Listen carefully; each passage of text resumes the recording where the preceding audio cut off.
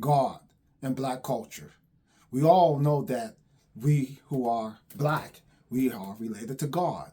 But unfortunately, it's difficult for us to find a religion that really show our true acquaintance with him. So here I'm going to try to break it down how we are acquainted with God and how God has started with us. Foremost, why the word black? I'm not black. Yes, you are black by nature. Black meaning that you are the provenance, that you are the indigenous, you are the origin of creation. That's what black means. Why? Because no color can create black. Even according to Gregor Mendel, 1865, the biologist, the father of modern geneticists, he even said that you cannot take the recessive and create a dominant gene, but you can take the recessive from the dominant. So therefore, the darker the color, the more dominant it becomes. So we here understand that, yes, the word had to have started with a black person. Secondly, culture. Why culture? Culture is the value, it's the belief, it's the behavior of a group of people. And so each one have their own culture as far as their tongues, their native tongues. Tongues is when the culture has really started. Let's go to the scripture. We go to when Nimrod had 4 cities. Genesis, the 10th verse 8. First of all, Cush, one of the sons of Ham, he had a son called, and he named him Nimrod. Nimrod was a mighty hunter before God. He was not a bad person, for God was with him while he hunt. He was, and they say he was a mighty man of God. Yes, this is Nimrod. People give this misperception of Nimrod. But Nimrod was a man of God, and his father's name was Cush. Cush, and we know that Cush means black. Yes. Well, look what happened. It says that he was over 4 cities, and one of the cities was called Babel, which means that when God has confounded the language of the people, he began to smite them with different tongues. Different tongues. It said, for behold, the world was as one. And then he began to say to us that it was a one people and one language. And guess who was over the 4 cities? Yes, Nimrod. And who was his father? Cush. So the world was a black people. It was a one culture. This when cultures began to become plural. Yes, now it's cultures. Once God has created different cultures with the change of the language. So really, a culture was not defined by color. It was defined by tongues, by language.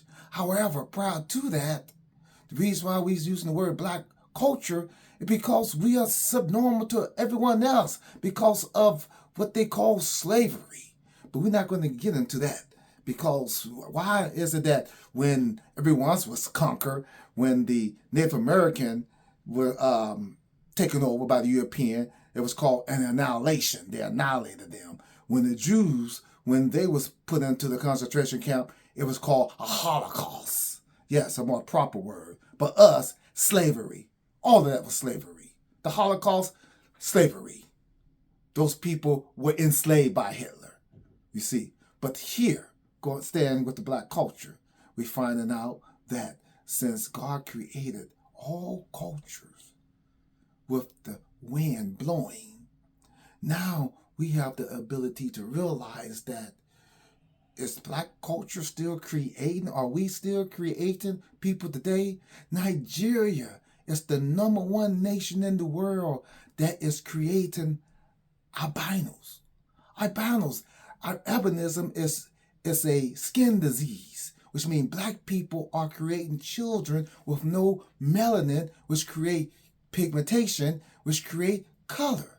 So we are creating children in Nigeria, which is Africa today. What does this mean? Some of them have blue eyes and blonde hair and have to stay out of the sun. This is facts. This is reality. But yet, No one wants to condone this. No one wants to perceive this, but make it perceivable. This is God showing us that we are the Father of all creation. Yes, and we go on. Then we go on to Canaan. Canaan was the sibling of Cush. The scripture says, Genesis 9:25, for Canaan I curse, per Noah. Canaan he cursed. Ham was not cursed. One of his sons, Canaan, not Cush, but Canaan was cursed. You see, and do you know where the Canaanites are today? They're over what they call Israel. That's the region of Canaan. You see, so people have taught you through religion how to look at the world upside down. And we go on. Who was the father of Cush? Yes, Ham. Who was his father? Noah. So on the ark, it wasn't no cultural diverse situation. It was one family. God saw to it there was only one family. And that family was Noah. Yes, his wife. So we had to take the darkest people on the earth and imagine them as being Noah. Because no one could have produced someone of such a color today unless they were on the ark. How do we figure this out? Because on the ark, there was Ethiopia.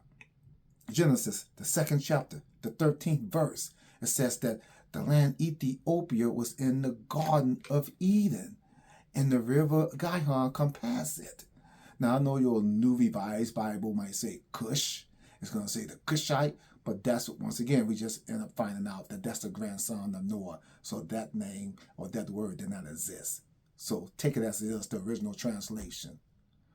Ethiopia. Ethiopia is the key word in this because they walk out of the garden. So Africa walked out of the garden. But see, it wasn't called Africa. Africa is not even biblical. So in actuality, Africa should be in Ethiopia because Ethiopia is the primary land, language, tongue. So it's the only tongue that escaped or walked out of the Garden of Eden. Yes. This is why we have a better now, a better perception of Noah. And guess who? Moses, the book of Numbers, 12th chapter, 1st verse. For he had married Zipporah, an Ethiopian woman. Yes, an Ethiopian woman. Here is Moses. He married the law. He married what came out of the garden. Where was his people? They were enslaved by Pharaoh. Yes, all these things is taking its course. So it's easy. Now, let's go on. Ethiopia.